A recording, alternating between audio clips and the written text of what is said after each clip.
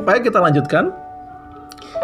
Di dalam surat ke-5 tadi dikatakan maradadnahu asfala safilin, lalu dikembalikan, dijatuhkan manusia ke dalam kerendahan, ke dalam dasar yang serendah-rendahnya. Meskipun tadi sudah dikatakan fi ahsani taqwim, tapi ada perkecualian di sana. Illal ladzina amanu wa amilus salihati falahum ajrun ghairu mamnun. Kecuali orang yang beriman dan beramal soleh, maka mereka mendapatkan pahala yang tidak tertentu, tidak terbatas. Mamnun artinya maqtu, tidak ditentukan, tidak terbatas. Jadi apa pilar dasar agar manusia tidak jatuh dalam asfala safilin, dalam status yang rendah-rendahnya, ke derajat yang rendah-rendahnya tadi itu? Di dalam surat ini katakan amanu wa amilus salihat. Mengapa amanu wa salihat? Karena pada dasarnya keluhuran manusia, keluhuran hati manusia itu lahir dari keyakinan dia kepada yang gaib dan kemampuan dia beramal soleh atau altruisme. Binatang tidak ada yang punya altruisme itu kecuali dalam terbatas sekali. Mereka berpikir, saya makan, saya mau memenuhi kebutuhan saya sendiri, saya kawin, kalau ada yang ganggu saya perangi gitu saja. Tapi manusia kan tidak. Di dalam corona ini betapa kita lihat banyak orang yang menunjukkan kebaikan hatinya karena keyakinan dan amal solehnya. Orang yang sudah bekerja menyisihkan hartanya untuk membantu orang lain. Orang rela untuk mengorbankan diri membantu orang yang sakit meskipun dia sadar risikonya akan kemungkinan tertular virus itu. Itu menunjukkan bahwa dia memiliki naluri yang baik juga, yang dasarnya adalah keyakinan, keimanan, dan kemampuan beramal soleh. Karena kadang-kadang orang hebat di dalam pemikirannya. Orang sampai pada tahap di mana memiliki kecanggihan yang luar biasa dalam membangun teknologi, tapi tanpa iman bisa sangat destruktif juga, bahkan lebih parah dibandingkan binatang. Ada orang yang betapa tinggi pengetahuan, gelarnya, kemampuan mengorganisir perusahaan, tapi akhirnya dia menjadi perampok harta masyarakat dengan korupsi yang merugikan banyak orang sisa. Ingat, binatang kadang bunuh hanya untuk makan saja satu, tapi manusia bisa merusak seluruhnya.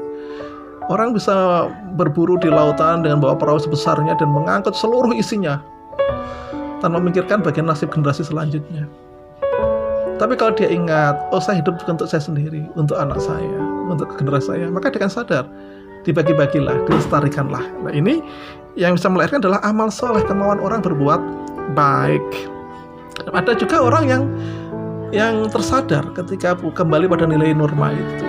Seperti contohnya Mikhail Kalashnikov, dia menciptakan senjata pembunuh namanya AK-47. Ini satu senjata yang luar biasa yang sampai sekarang masih banyak digunakan. Sekali tembak berapa puluh peluru terhambur.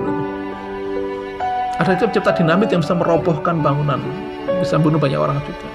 Yang mereka sadar bahwa ciptaan mereka itu ternyata destruktif sekali. Maka seperti Nobel, dia sadar penemuannya bisa merusak manusia dan dia kemudian menyesal sehingga menghibahkan kekayaannya untuk memberikan hadiah bagi mereka yang bisa menciptakan atau menemukan penemuan dalam sastra, dalam teknologi, dalam kedokteran yang bisa membantu manusia.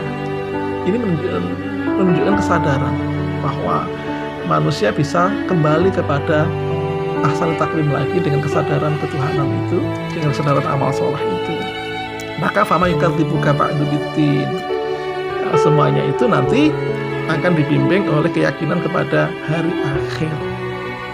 Ad-din artinya apa tadi? Ad-din adalah balasan di hari akhir setelah kematian pada hari kebangkitan nanti. Jadi bukan agama pengertian yang kita pahami, tapi ad-din adalah hari akhir nanti. Maka ditanyakan, fama yukadzibuka ba'du biddin, apa yang kau dustakan, yang buat mendustakan dengan hari akhir itu? Setelah jelas Anda diberikan ad-din, diberikan al-zaitun, makanan, energi, diberikan petunjuk, diberikan negeri yang aman, ditinggikan strukturnya sehingga bisa berperadaban, namun bisa juga turun derajatnya serendah-rendahnya, mengalahkan binatang, lebih parah daya rusaknya dibandingkan binatang itu. Tapi hanya iman dan amal soleh yang buat kita selalu bertahan untuk menjadi makhluk yang bermanfaat, makhluk yang punya nilai tadi itu, yang berperadaban tadi itu. Tetap itu kuncinya. Karena struktur yang baik pun bisa merusak. Teknologi bisa merusak. Keilmuan sepandai pun bisa merusak, digunakan untuk menipu orang juga. Maka tetap iman dan amal soleh panduan kita agar derajat kita tinggi. Teknologi, pencapaian manusia, keluhuran itu punya manfaat bagi sesama juga. Maka apa yang kita ceritakan tentang hari akhir? Kalau kita tahu bahwa hidup kita tidak hanya sekarang, hidup kita juga untuk nanti, hidup kita akan diminta pertanggungjawaban oleh Allah, itu akan menjadi pegangan kita.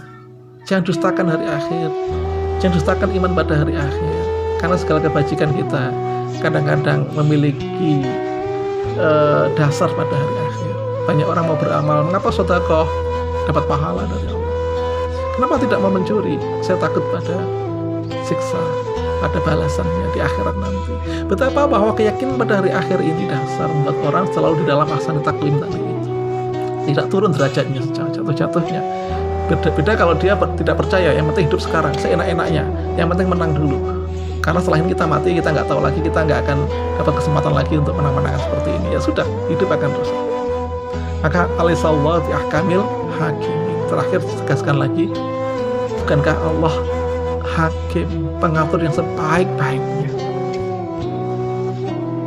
yang berikan meaning, makna pada manusia, yang menciptakan segala perangkat ahsan takwim manusia, menyediakan bahan baku, maka energi, keyakinan, dan juga negeri yang bisa diolah di aman ini.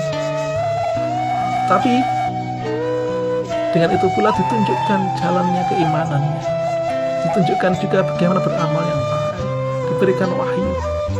Nah, orang-orang yang tidak punya pegangan itu, meskipun dia tinggal di negeri yang baik, dia punya makanan, dia punya energi, tapi mungkin destruktif, merusak, lebih buruk dibandingkan binatang itu hidupnya. Kita bayangkan yang menciptakan bom atom, sekali bom ratusan ribu orang, bahkan jutaan orang kena dampaknya. Mereka tidak salah, tidak tahu apa-apa, dan akhirnya terbengkalai begitu saja tanpa dipikirkan. Nah, betapa jahatnya itu kan? Karena harimau makan hanya untuk membunuh, hanya untuk makan. Buaya membunuh untuk makan saja, begitu kenyang selesai dia. Tapi manusia tidak, membunuh tanpa untuk tujuan apa-apa, hanya merusak saja. Untuk sesuatu yang abstrak, keangkuhan, arogansi atau keserakahan. Na'udzubillah min dzalik. Maka kalau orang kembali pada iman, kepada keyakinan hari akhir, beramal soleh, dan yakin bahwa semua diatur oleh Allah, maka itulah pilar agar orang tidak jatuh kepada asfalasa